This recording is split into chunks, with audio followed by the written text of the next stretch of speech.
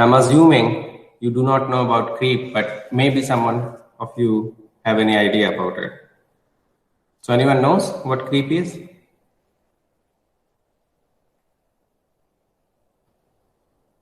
Okay. Sir, Yeah. due to high mechanical stress for a long time, the material deforms. Yeah, close.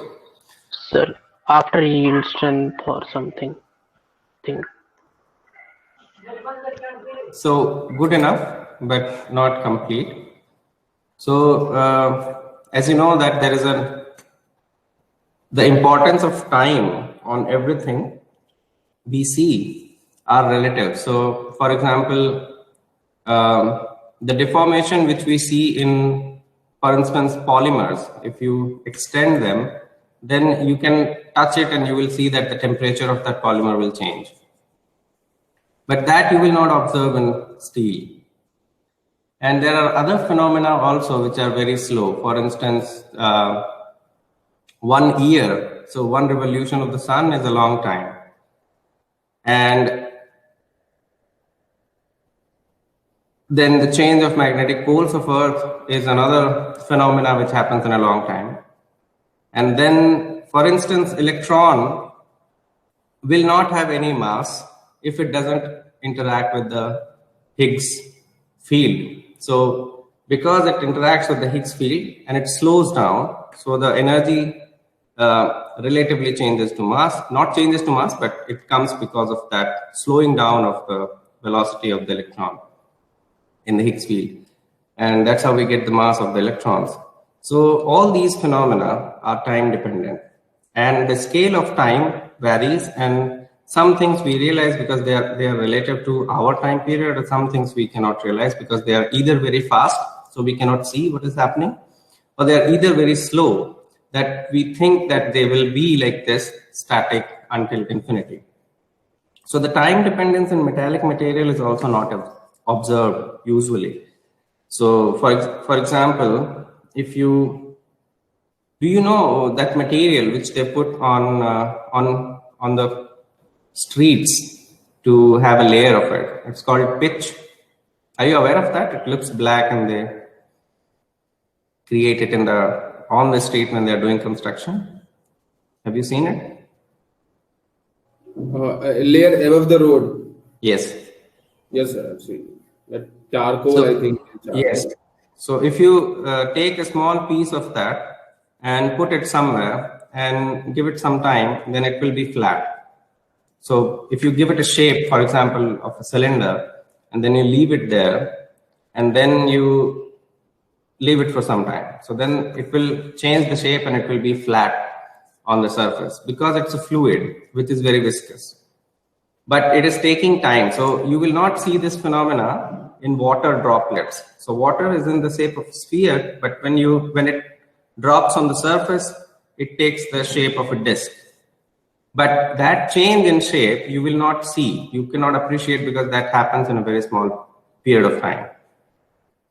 So metallic materials will also deform with time, and that deformation will be different from what we have studied so far. So elastic behavior and plastic behavior, even in elastic deformation. So for example, if you are stretching something and you apply some stress on a specimen, for instance, assume this to be this picture to be tensile test machine, and you have put this specimen here, and then you apply some stress. So you apply the stress in the machine by defining some amount of rate. So it can be why there is a furnace? So for now, assume that there is no furnace and this is a tensile testing machine. Just assume it. Okay. Be creative in this, okay? And then we'll come to this machine. So what happens usually in tensile test is you put the specimen and then you pull the upper rod, you keep the lower rod fixed, and this rod is pulled, right? So this specimen, you apply, for instance, some amount of stress. So what will happen? You will get some amount of strain. And if the specimen is deforming an elastic region, then what will be the amount of strain? Can anyone tell? if I'm applying a stress of sigma, what will be the strain?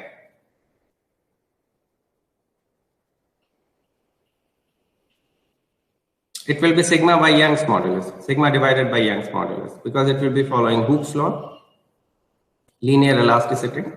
So you can calculate how much amount of strain will be there. But that amount of strain you will not observe always. So if you, for instance, apply the stress very fast, then the strain in the material will be very, in comparison to if you apply it slowly, that amount of strain will be small if you apply the stress very fast. Because what is happening actually is that atoms, so what happens in tensile specimen in elastic deformation? The diameter decreases and the length increases, right? So how is that happening? How the diameter is decreasing and how the length is increasing? So there are some movement of atoms involved, right? So some atoms are moving in order to extend the length and in order to decrease the diameter. So there is a flow of material. And that flow of material is related to time. It is dependent on time. So if you allow less time for those atoms to move, then the strain will be not that much in comparison to if you apply it slowly. So even in elastic regions, if you change the time of load application, you will see that the strain is different. And this is what is seen, for example, in the ropes which you put in the bridges, that they relax after, let's say, 20 years or 30 years. So in the significant amount of time what people can do testing in the labs, you will not observe any time-dependent behavior in those steel ropes. But because the time required for that amount of deformation is very high. So once they are in application, once they are put on the bridges, then there is a load and it takes time, for instance, 10 years or 20 years, and then the length of that bridge the length of the ropes will increase. So the strain will increase, which will be time dependent. But that time period is very high because we are doing it at room temperature. Bridges usually are at room temperature or ambience temperature. And so the design stress tells that they should not deform plastically. That's how we put the components in the application. So in order to find out how much the time dependent strain is, or how the material will deform when the deformation is time dependent, the specific field of this time dependent deformation, which is called creep, is similar to plastic deformation. So this is permanent deformation and this is time dependent deformation. This is similar to plastic deformation. The time dependence which happens in elastic region is not called creep. That part is thermoelastic effect, which we do not observe in our time scale of tests, for example. But you will observe it in vibrations. So if a component is vibrating with a very high frequency, then there is strain. So on the stress strain diagram, it will, if the stress is increasing, the strain will increase, and then with a given amount of time, that strain will increase further for the same amount of load. So there will be some energy absorbed during this time-dependent strain cycle in vibration and very high frequency. And you will see that the materials in vibration, they get heated up. They're warm. Sometimes they're hot also. So that's how they dissipate energy of vibration into heat. But that we are not talking about. We are talking about creep, which is time-dependent permanent deformation. And this is the machine which is used for finding out that kind of property of the material. And that is why we have a furnace around this specimen, because we want to heat it up to a higher temperature. Because at higher temperature, this time-dependent deformation in metallic material becomes observable to our time scale. Okay. So what is higher temperature then? The higher temperature for steel could be 1000 degrees Celsius or 800 degrees Celsius or 700 degrees Celsius. But for lead, the higher temperature is room temperature. For aluminum, whose melting point probably is 627 or something degrees Celsius, for that, you cannot put it at 600 or 700 degrees Celsius. So in order to find out, or in order to tell what is the higher temperature or creep temperature, or where we can observe creep, you have to define a parameter which is normalized with the melting point of the material, right? Because higher temperature is a relative term. For steel, it can be higher than what you will have for lead. For example, ice creeps at negative temperatures because its melting point is 0 and it creeps. So that's what happens when you have glaciers and they are falling in avalanches. It is actually one layer of snow which is creeping beneath upper layer, because the upper layer is creating pressure, and so there is a stress applied on that, and then there is a lot of given time to it, and the temperature is negative, so the ice starts creeping there.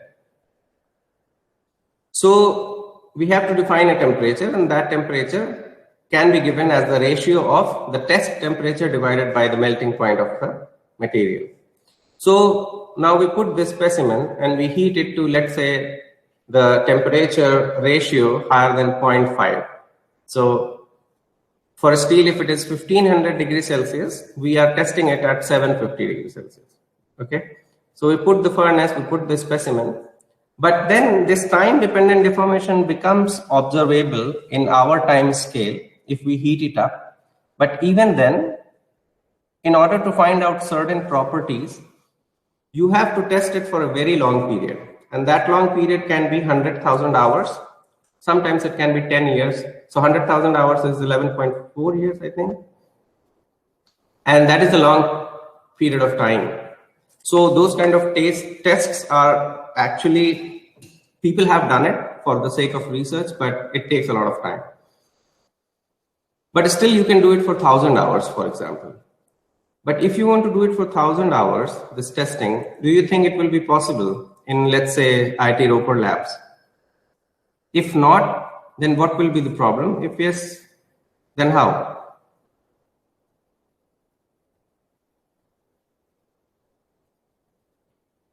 Sir, we have to keep the furnace on for 10 years or 11 years. Yes. So obviously that we are not doing for 10 years. Let's say we are doing for 1,000 hours. 1,000 hours is still a long period of time, sir. We can't. So what will be the problem if we want to do this kind of test? So power problem first. Exactly. So furnace is a problem for which you will have to use some backup. But if you are doing, let's say, some test at 100 degrees Celsius or some test at room temperature for a specific material, for example, lead. Lead creeps at room temperature. So let us say we are using a specimen of lead, and then we don't need a furnace. So even then, even if you don't have a furnace, the other problem also comes because of electric supply, that if there is a power shutdown, then the machine will stop. So this is why this kind of machine was invented, which does not require a power supply for doing the test. So here this upper rod is connected to this lever, and on the other side you have weight on it. So this kind of structure will not require any power supply. So this specimen will get extended, and this weight will go down and it will touch. So you can design that how much length of this wire you need so that it doesn't touch the floor before the test is over. And we still use this kind of design for creep testing, although we cannot rely on no power. So we will need power not only for furnace, but we will also need power to find out the changes in the specimen. So we are not using scales fitted there. People used to put a scale, like the ruler which you use for drawing lines on your notebook. Those kind of scales people used to put next to the specimen, and they used to find out that how much change in length has happened.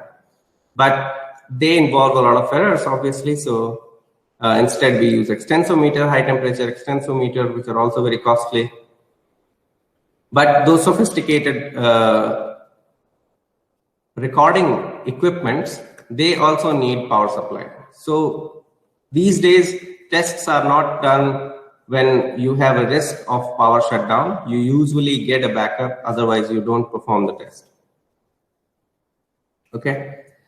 So from this test, what do we get? We get strain versus time because we are applying constant load. We are not changing the load. Okay. The ideal thought will be to have a constant stress.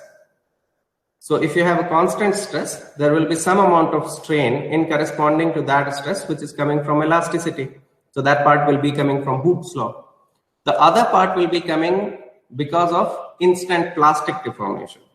So that can happen if the applied stress is higher than the normal yield strength of this material.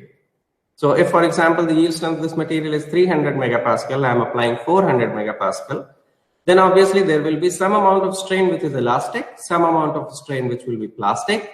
And then if you keep it, this material will keep on deforming. So you will have some strain which will be coming because of creep deformation or time dependent deformation. Okay. So this is what you will get if you apply a constant stress. You have applied a constant stress, of course, at a constant temperature. So instant strain is this. So as soon as you apply the stress, there is some amount of strain, that is epsilon naught or epsilon 0. So this much amount of strain is coming because of Hooke's law. It can also have some amount of plastic strain if the stress is higher than yield strength. So let us call this part instantaneous strain. And then rest is time dependent strain. So with given time, the amount of strain will increase if you are keeping the stress constant. Can you tell me, if I keep the strain constant, what will happen? If I pull the specimen and I say that I'm pulling it to 5 mm and I always want to keep that extension to 5 mm, what will happen? Will eventually we are keeping the stress constant now. Come again? Sir, eventually we are keeping the stress constant in that case also. No. Sir, we are pulling our material to a 5 mm. Yes. And keeping 5 mm as a constant. Yes. So stress is not constant. Stress will decrease. Okay, because with time the strain is also increasing due to creep. Yes. So imagine it in this way, that material is very viscous. It is becoming viscous with time. Okay. Or it is viscous. So viscous things, if they are very viscous, if they are not very fluid like water, then they will flow, but they will flow with time. So if you give some amount of time, material will not require that much amount of stress to have any deformation because it is flowing by itself. Okay. So the amount of stress required to create that much amount of strain will keep on decreasing. So if we keep strain constant, you will have a decreasing plot of stress. Okay. Is that clear, Shahar? Yes, sir. Okay. So in this case, we are keeping stress constant.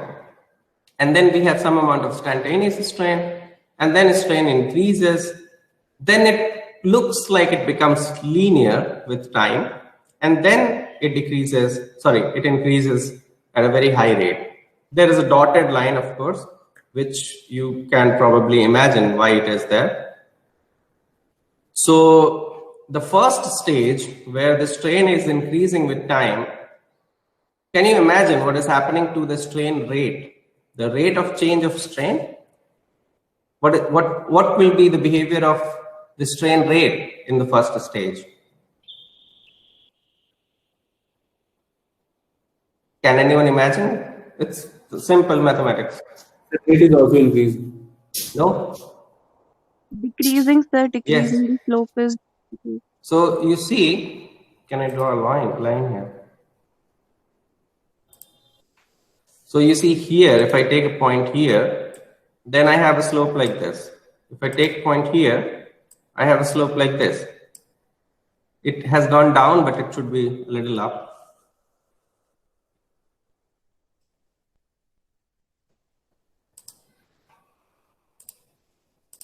If I take a point here, the slope will be something like this. So you see the angle here is higher than angle here. And what is the slope? Slope is tan theta, right? So the angle is decreasing, that means the slope is decreasing. So in this case, in the first stage, the strain rate decreases with time. Then in this case, what happens to strain rate? Can you tell me? In the second stage, Constant yes? लग रहा है. Yes. So it is constant here in this regime. And in the third stage, it is increasing. Right? The slope is increasing very fast. So we are interested being fails. So in order to have a fail-safe design, in order to know that what is the minimum creep rate a material can attain, we want to know, we are interested in this region. We are interested in the second stage. And here, the creep rate is called the minimum creep rate. This is also called steady state domain. Why do we call it steady state? What is happening at primary creep or first stage? Why the strain is increasing with time? Any idea?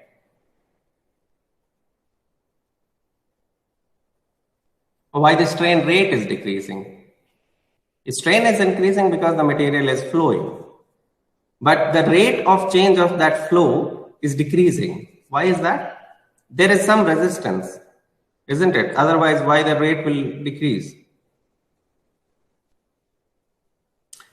That resistance is coming because of the deformation. So in this case also dislocations are moving.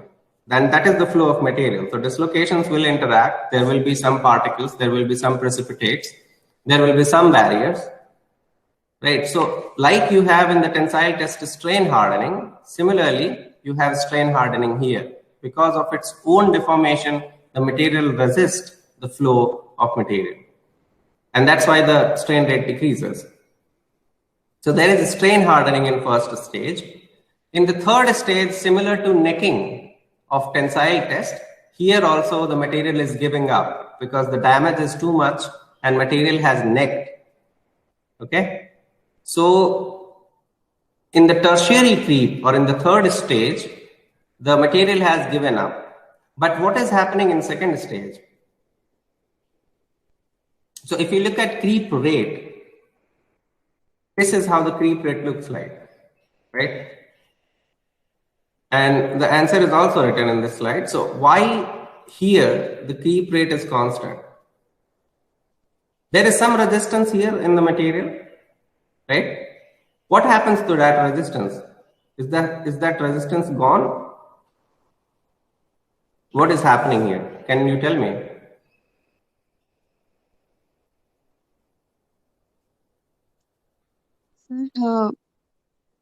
Maybe the amount of dislocations, मतलब जितने भी पिंड है या वो change नहीं हो रहे हैं.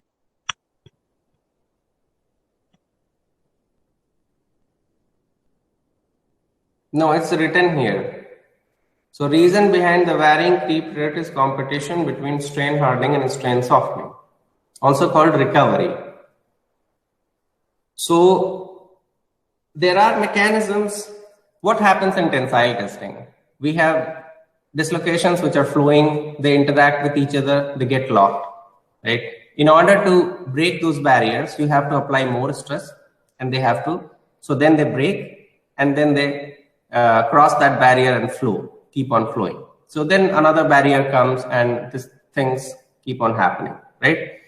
With the deformation, the number of dislocation increases, the number of barriers also increases, right? Because two dislocations, they came up together, they locked there. Then there are other dislocations which are coming, but this barrier was new, right? The barriers are forming because dislocations are flowing. So we are increasing the number of barriers as well as we are increasing the number of dislocations. That is what is happening in tensile deformation at room temperature, right? And there is nothing which can stop this kind of process. So the stress required to create the same amount of strain keep on increasing. So that's why you have strain hardening in normal tensile curve. In this case, there are mechanisms which will be dissolving the barriers, which will be giving another path to the dislocations so that they cannot stop and they can flow. Some of those mechanisms you are aware of. So remember this, that we are doing it at high temperature. Right? So can you tell me what will be happening at high temperature? What mechanisms will be able to unlock the barriers or dissolve the barriers or create flow of material simple?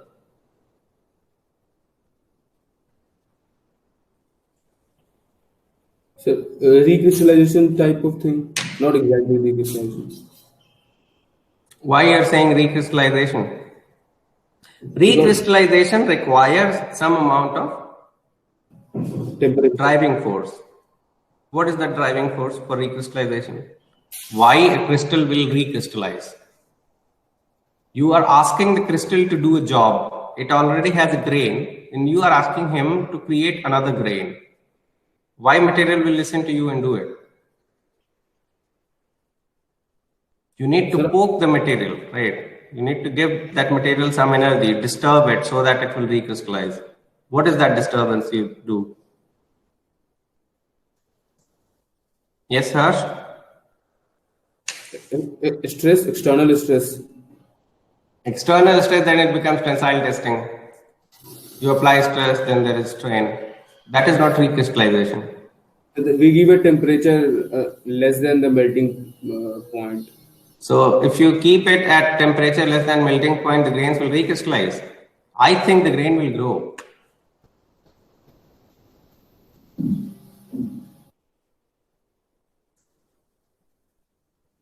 Recrystallization happens because of the residual stress you have in the system. You need to put a lot of deformation in the material and then you heat it up to some temperature. So the first stage, see, I have a slab of material. If you understand what a slab is, if you have seen a continuous caster, so in the continuous caster, you have ladle and then tundish and then the metal is flowing. And when it cools down, something comes out, which is like there's a width and the thickness probably would be, I think, 6 centimeters, 6 to 10 centimeters, probably like that. And then the length is very high and then they are cut and they are kept like that. Those are called slabs, right? Then sometimes you make square shaped casts, those are called billets. And then if it is very thin, it is called sheets, but sheets are not usually formed directly from the caster. The third kind of shape you can have is wire. So you can draw a wire. And so these three usually are the shapes which you get from the caster. So you have a slab and then you put it in the cold rolling mill. Have you been to any steel making plant ever? Any one of you? Have you visited a steel making plant? No, sir. Okay. So usually what processes are is that first you make the steel in electric arc furnace or Linstonovitz or basic oxygen furnace. Then that molten steel goes to caster. Continuous casting usually are used these days. So in the continuous caster, you make slabs. Then you go to hot rolling mill. Usually the process is that these slabs are sent to hot rolling. Hot rolling means you are rolling the slabs. So slabs are, for example, 12 centimeter thick. Then you put them in rollers and these rollers are acting at high temperature and you maintain that temperature. And then the thickness is decreased. The temperature is increased in hot rolling mill because you can deform more a material at higher temperature. That is one reason. Another reason is you are actually breaking the grains in austenite. Okay, so you are decreasing the grain size when the steel is in austenite form. And then when you cool it down, what will happen? You will have, because you're breaking grains, so you will have, if you started with n number of grains, you broke it to 2n number of grains, right? Now you have double of the grains you had previously. So you obviously have more grain boundaries, and these grain boundaries will be the nucleation sites for the ferrite or pearlite or whatever is going to come out of austenite. So you will have further grain refinement if you are breaking the grains in austenite region. But why are we talking about physical metallurgy? So what is happening here? So yes, because you are discussing recrystallization. So let us stick to that process. In hot rolling, we broke the grains and we decreased the thickness of the slab, right? So then it goes to, from hot rolling mill, sometimes the material goes to cold rolling mill. Cold rolling mill is rolling at room temperature. So there you cannot decrease the thickness much, okay? So you put a slab or a sheet which is probably 12 millimeters or something, and then you decrease it to by 2 millimeters or 3 millimeters or 5 millimeters maximum. So you decrease the thickness in cold rolling. And what happens in cold rolling is actually deformation, right? You're pressing it, you're compressing the sheet so that it increases in length and decreases in thickness. So this is a deformation which you are doing at room temperature. So you will be doing plastic deformation because you are permanently decreasing the thickness, right? So you are creating a lot of stress. You are creating a lot of dislocations in the material. So now the material has a lot of energy and a lot of residual stress inside the material. Okay. In order to relieve these kind of stresses, you heat it to a very small temperature. You don't heat it to a temperature where ferrite will again go back to austenite. You don't want to do that. You also don't want to increase the grain size. So you heat it to some temperature which is lower than their AC3 or A1 temperature. And that process is called stress relieving annealing, right? So when you do that, then this process of recovery happens first, okay? And then after recovery, you have recrystallization. So recrystallization requires energy. There has to be some residual strain, residual stress in the material. Only then the material will recrystallize, otherwise it will not. Okay. So what is happening here is called recovery. The same phenomena happens, as I was saying, if you take a cold rolled sheet and you heat it to a certain temperature, the first stage is called recovery. Here also recovery is happening, but it is happening while loading. So it is called dynamic recovery. What is happening here is that there are mechanisms involved which are dissolving the barriers, which are providing another path by climbing. Right? I told you that we are doing it at high temperature. So high temperature vacancy will be more. These vacancies will allow the dislocations to cross the barrier with the process of climb. Okay? That is one phenomenon. Apart from that, you can have dislocation annihilation because of vacancies. Okay? Apart from that, you are also be providing cross-slip phenomena. And these phenomena will be decreasing the resistance of the material. So strain hardening is compensated by dynamic recovery. What happens in recovery is that dislocations are a little free to move, right? So they're flowing on the plane, but because they can climb also, so they can change the plane also. And in one of the presentations where we discussed about the forces between dislocation, we saw that dislocations are happy when they are either at 90 degrees or at 45 degrees. So they assemble because they can, because the material is at higher temperature. These dislocations will arrange themselves in certain way that they will arrange at 45 degrees or 90 degrees. And this is called a subcell structure because they are arranged in that, that form at angles.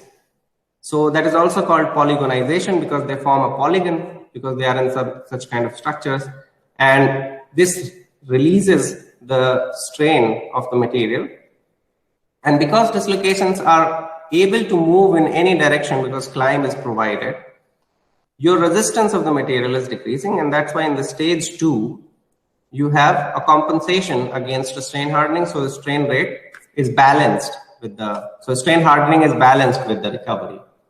In the third stage, material gives up because there is a necking similar to tensile specimen. Right? So the stress increases locally to a very high level. And at this stage, you have a lot of damage in the material. So micro void formation, which we have studied in ductile fracture, the same thing will be happening here also. Okay, so the material is deforming exactly like ductile material, but this is happening to a brittle material which we have put at higher temperature. Other difference between ductile fracture and this creep fracture is that in creep you have a lot of vacancy and climb involved, which will not be involved in ductile fracture at room temperature. Okay. So here is so what we were discussing here is that basically there are three stages of creep: first stage, second stage, and third stage. The first stage is called primary creep, second stage is called steady state creep, third stage is called tertiary creep. Okay, so this is the part where damage happens. So if you increase the stress, for example, we applied in this case, let's say 200 megapascal. So we could see all three stages. But if you increase the stress, then it may happen that the primary creep part is very small. So because the stress is very high, the primary creep shrinks. Okay, so you will not see primary creep at all, and you will only see secondary creep and tertiary. If you increase the stress to a very high extent, you may suppress the primary as well as secondary part. So you will only see a graph like this. So that can also happen if you keep on increasing the stress. Same thing can happen if you keep on increasing the temperature. But increasing the temperature acts in a different way in comparison to increasing the stress. So increasing the stress is that the time scale is decreased. So you are asking for more deformation from the material. But if you increase the temperature, material is giving you more deformation than you are asking for. You understand? So if it is a non-crystalline material, the viscosity you are decreasing by increasing the temperature, and that's why material will be flowing a lot. Usually what happens at more than half of melting point, so if the temperature is more than 0.5 or 0.75, 0.75 will be very high. But if you are in the range of 0.5 or let's say 0.6, then you have grains in the material, and these grains will start sliding. These grains, because the grain boundary will act like a fluid. It is a fluid also at room temperature, but that fluid is very, very constrained because the grains are constrained, right? But at high temperature, what is grain boundary? Grain boundary is an area where you don't have any rules, atoms are flowing like anything, right? And if you increase temperature, the diffusion will be happening very fast. So you can imagine what is happening at grain boundary. The atoms are flowing like they are sitting in a train with a very high speed. So these grain boundaries, they act like a fluid, and these grains start sliding. And that is a mechanism which happens at very high temperature. We will discuss that when we discuss superplasticity in another lecture. So this we know, and you can divide this part of the creep of first stage, second stage, and third stage in these three parts. So the first part is sudden strain, which is instantaneous strain. Second part is called transient creep or primary creep. And the other part, which is after that, which is the steady state part, is called viscous creep. And all three can be described by this equation. If you put k is equal to 0 in this equation, this part will be gone, right? So you only have this, and this will describe your sudden and transient creep plus a steady state creep. But it will not describe the tertiary part. And a better equation was given by Garofalo, which is this. So why this is better in comparison to this one is because you will get, if you have the k value not equal to 0, then you don't get this sudden strain part from this equation. But in this equation, you have this part which is independent of time, and this will always be there. So this is not affected by any of the other terms. So this equation gives a better presentation of the whole creep curve, but this equation has not been used on many materials. This has been used on many materials, but not this one. The steady state creep, which is the second stage creep, is described by a power law relationship, which probably we will see here. Yes. So a steady state creep rate is described by an equation which looks similar to Arrhenius equation. It is actually the Arrhenius equation form. And so you can use this equation to find out the activation energy of the steady state creep. You can actually use it in all three stages. But can you imagine what will happen if you define the creep rate here? So just cut this steady state part and use the creep rate for all three regions, primary, secondary, forget about tertiary, so primary and secondary. And if you use this kind of equation, do you think what will happen? Can you imagine what will happen? Will it be a straight line if I plot log of this versus log of 1 by t? Sorry, log of strain rate versus 1 by t. If I plot that for both primary creep and secondary creep, can you imagine what will happen? So if I just do it for steady state, I will see a straight line. Is this part clear?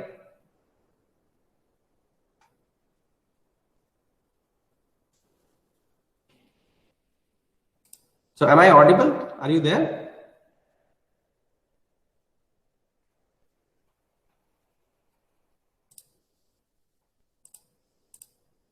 Yes, sir.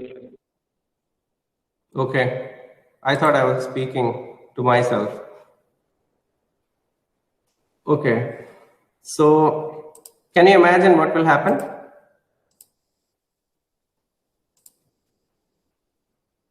If you apply this equation to the primary creep, see, if you apply this equation to the secondary part, and if you take a log of this, what will happen? Log of strain rate is equal to log of C minus Q by RT, right? So if you're plotting log of strain rate versus 1 by T, it is a straight line equation, isn't it? So this is the equation. It's given here. If you take a log. So this is a straight line between this, and this is the slope. Right?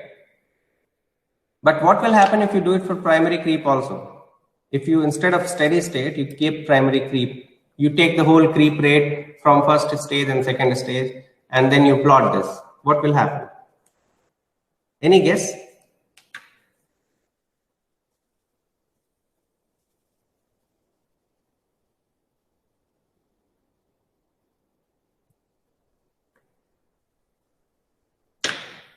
No idea? You can say you don't have any idea what will happen.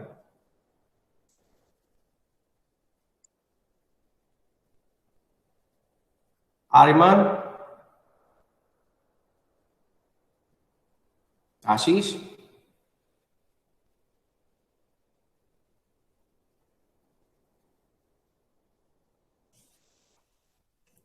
Are you there?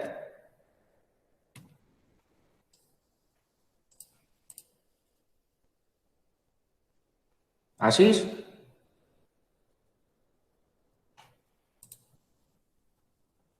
Okay. Saharsh, can you tell me what will happen?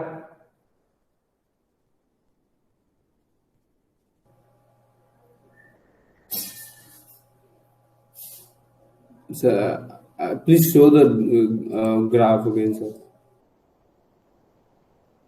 I'm asking that if you take this plot, if you do this calculation for both primary and secondary creep, if you do it for just for secondary creep, you see a straight line. Yes, sir. If you do it for primary as well as secondary, what will you see?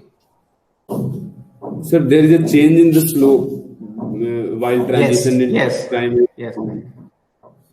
And why there will be a change in slope? Because of the activation energy difference.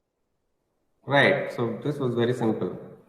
So this is what will happen. You will have two slopes, but even if you do it for steady state, just for steady state, even then you can have change in slopes. So now it is difficult. Why there will be change in slope? Because there are different mechanisms involved in the steady state part with change in stress or temperature. So a steady state creep is a function of temperature, all right, which is given in this equation. But it is also a function of stress. If you change the stress, then the mechanism of creep changes. So some phenomena, for example, which is movement of dislocations with non-conservative movement, like dislocation climb, that can happen at some levels of stress. If you change the level of stress, then dislocation glide becomes another phenomena, which is simply movement of dislocations, but there are many active slip systems, many slip systems which are getting activated at higher temperature, right? So that becomes another phenomena at higher temperature, and that is a different mechanism. Then if you go to a very high temperature, you can have grain boundary sliding as a different mechanism, which will be causing the creep to happen. So there are different phenomena, different mechanisms involved. And in dislocation creep, where you have, or diffusion creep, where you have climb phenomena happening, that part is dependent on the diffusion rate of vacancies, right? That's how the climb will happen, because the vacancies has to flow, the interstitial has to diffuse. So that will be controlled by the diffusivity of the interstitials and the diffusivity of the vacancies in the material, right? And this diffusion coefficient will change with the change in temperature, because at lower temperature, what do you think in a microstructure at lower temperature in a polycrystalline material, the diffusion usually happens from which area?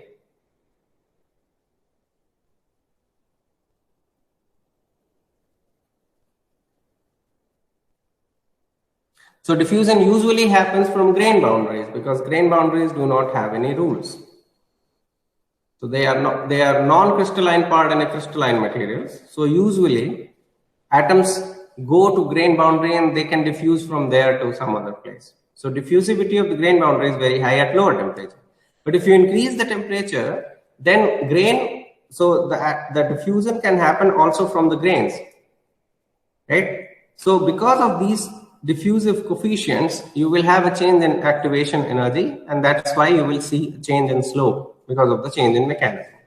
We will discuss those in next lecture, where those different mechanisms are invented or discovered by scientists and are named after them. And probably we'll discuss also about we have discussed about the crack growth in I think in the lecture 39, which will be uploaded today. And we'll talk about superplasticity and other things in the last lecture. Okay.